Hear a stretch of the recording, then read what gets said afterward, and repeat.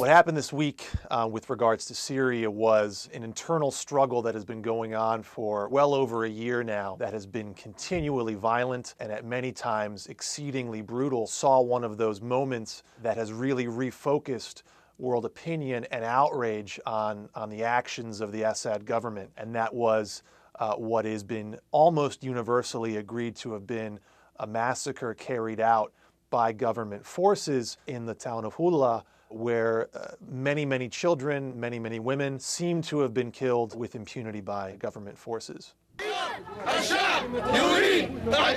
We'll cut Assad's throat, they chant.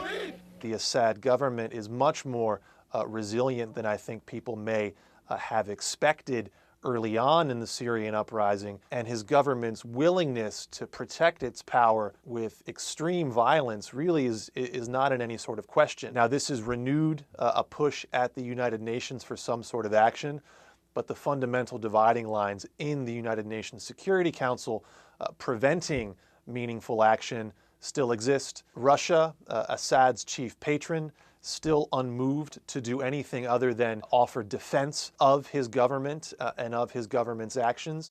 We've seen a lot of calls for the United States to arm the rebels in Syria, but the fact is we don't have a clear picture of who the opposition actually is. One thing we haven't tried is actually getting these people who are on the ground risking their lives every day to confront this regime the resources they need to at least have some semblance of a fair fight. You're saying prop up the opposition. Of course, the problem is we really don't know who the opposition is. We don't, because we haven't really tried. Calls to arm the rebels, regardless of whatever we know or don't know or whatever risks are involved, either show a real willful misreading of the facts at hand or a deliberate leaping over of real concerns that we should have about any kind of military intervention in Syria, whether direct or indirect. And I think there is a real reticence, quite a wise one, on the part of U.S. policymakers right now to not want to inflame